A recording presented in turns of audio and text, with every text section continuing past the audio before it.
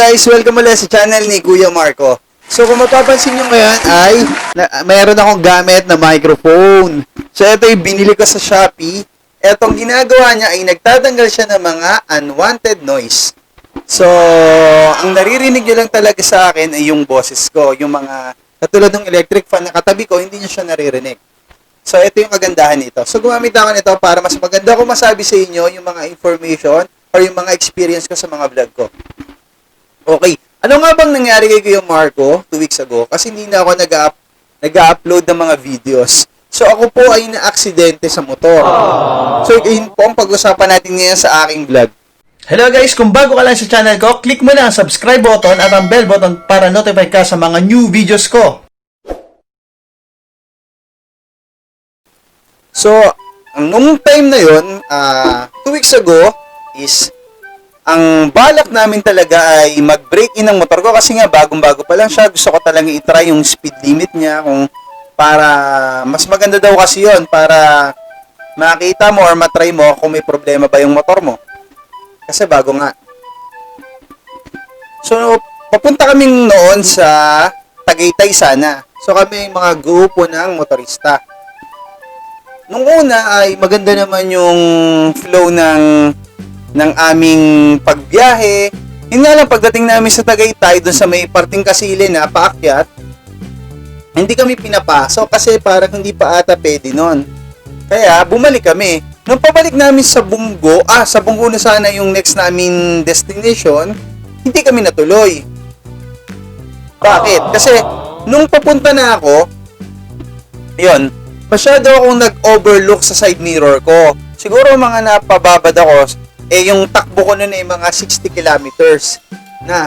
So, nung pagganon ko sa unahan, diba, nagmumotor ako, natingin ako, so 1, 2, 3, tapos pag ganito, sobrang bilis, hindi ko na malayo, nasa pinakagilid na pala ako na kalsada, which is delikado. So, ang maiisip mo talaga, pag alam mong mapapahamak, i-push mo yung brake. So, ganun nga yung nangyari sa akin, na bigla ako, tapos yun, nakaladkad na ako. So, ano ba nangyari? Eto, ayan.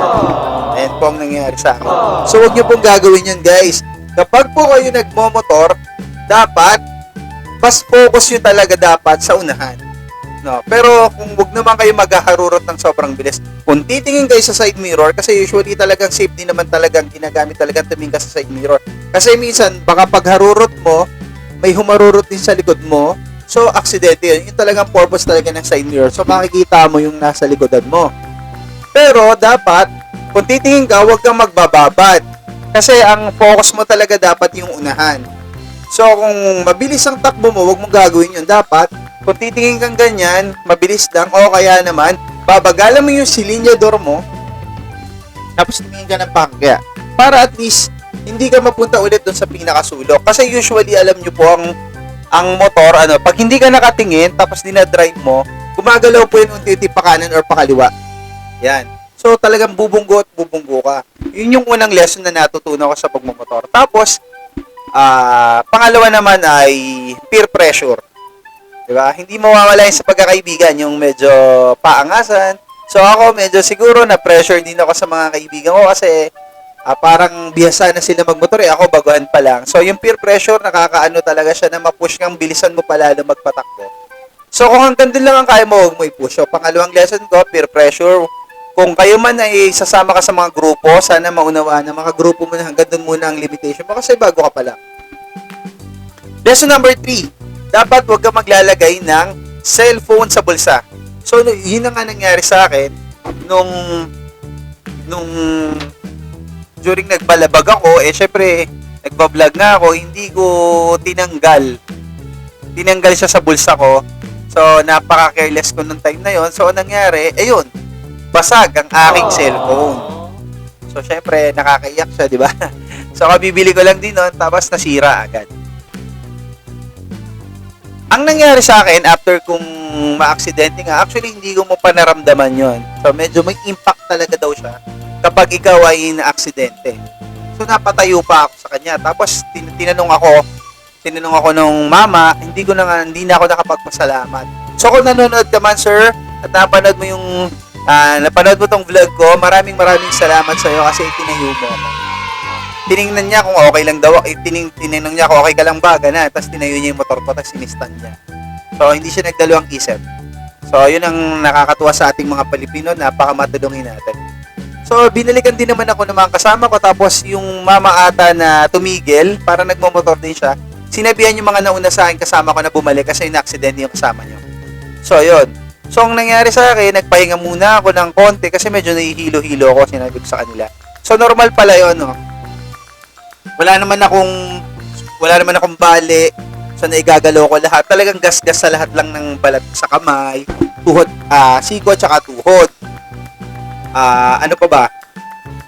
So, ang nangyari sa akin nun ay nagpahinga muna ako kasi parang may shock pa ako mga 2 to 3 minutes tapos uminom ako ng tubig. Kasi, yun nga, hindi naman ako nag-breakfast so medyo nahihilo na rin talaga ako. So, pagkatapos nun, nung mga una, ang ginawa ko syempre, hinugasan ko muna ng tubig, tapos nilagyan ko ng alcohol. So, sabihin natin masakit talaga, pero unang-una mo dapat i-first talaga. Dapat ma-wash mo siya ng tubig. Okay, alcohol kung kaya mong tiisin. Pangalawa, niligyan ko siya ng yelo muna kasi medyo namamaga siya. So, niligyan ko siya ng yelo para hindi masyadong masakit. So, nung first day ko na aksidente, sariwa talaga siya, mamula-mula pa siya. Masakit siya. Ngayon, pag nababasa, masakit. Tapos, yung kinabukasan, guys, yung pinakamasakit talaga. Masakit pa siya sa pag-iwan niya sa'yo, guys. ang masakit doon kasi is, nag-try ako maligo. Parang feeling ko kasi, kaya ko naman, no? Kasi yan, nabalatan talaga siya. So, nung binasa ko siya, sabi ko, napaluhaan na lang ako sa sobrang sakit. Parang sinusunog yung balat. Yung balat mo. No? Ang ano pala doon, ang mahirap pala doon, kapag palay kayo ay naanuhan sa balat mo, tapos malalim, even though hindi nga siya tinahi, pero mas ramdam mo pala ang sakit kapag mababaw lang. Masakit siya pag mababaw lang. Hindi ako muhugot, guys. Pero masakit talaga siya pag mababaw. Kapag naliligo ka ng malamig, masakit yon. So, kung na-aksidente ka, no, ang ipampaligo mo na lang ay maligamgam. Para kahit papaano, ma-relax yung blood circulation ng iyong sugat. Tapos, bumili ako ng betadine. Betadine na lang gamitin nyo, guys. Tapos, twice a day mo gamitin siya. At twice a day ka maglanggas. Bumili siya. Tapos, ipapakita ko sa inyo yung ointment na binili ko.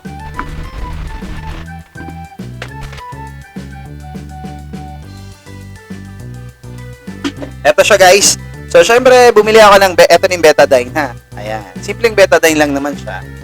Tapos, eto, isang antibiotic na pang tuyo. Ayan. Hindi ko siya pina-plug, no.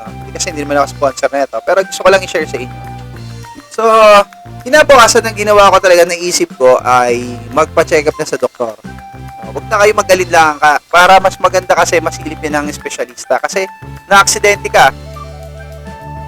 So, yun, niresetahan niya ako ng antibiotic. Yung antibiotic, guys, ay makakatulong siya para hindi ka ma-infect. Kasi alam naman natin ang sarili natin o katawan natin, may natural healing abilities yan. Kung hindi ma-infect ang iyong balat. Ngayon, yung antibiotic talaga na nireseta niya sa akin ay para siya talaga sa balat para hindi nga ma-infect. Tapos, ito yung antibiotic dito. So, tanong, paano naman kung nasa isang lugar ka pero hindi ka naman naalikabukan, pero mas maganda pa rin gumamit ka ng antibiotic para sa balat. Kasi sabi ng mga doktor, sabi ng pinagpa-check-upan ko, ang ating balat ay may built-in, may mga bacteria na rin yung balat-balat natin. So, mismo sa loob natin, pag minsan, eto kunyari ito, yung dumi niya pupunta yan doon sa sugat natin, na hindi natin namamalayan. So, mag-infect pa rin siya. So, mas maganda gumamit ka nito. Kaya ang napansin nyo yun sa kanya, may puti-puting na siya. Yun yung pinaka nagdadry yung antibiotic. So, tinutulungan niya. Kung mapapansin nyo, ang bilis niyang gumaling. So, happy ako sa resulta. So, sana may natutunan kayo sa akin. At saka, syempre, mas maganda din dapat na lagi ka magpipray every sasalang ka sa pagmumotor mo. Kasi, risk mo yan. At saka, syempre, guys, yung helmet, napakalaking bagay sa akin nung pagsusuot ng helmet kasi imagine niyo kung hindi ako nag-helmet, malamang may tahi ako sa ulo kasi naramdaman ko humampas yung ulo ko. So, natulungan niya ako in a aspect way na hindi na damage yung ulo ko. Tapos, dapat bumili rin kayo ng mga safety. So guys, panoorin nyo sa next vlog ko yung kung paano ako ni-review tong mga binili ko sa Shopee na pang motorista para maging safe ka lalo every driving mo. No. So yun lang guys, at huwag kakalimutan mag-subscribe sa aking channel at click nyo ng notification bell para lagi kayong updated. Salamat guys!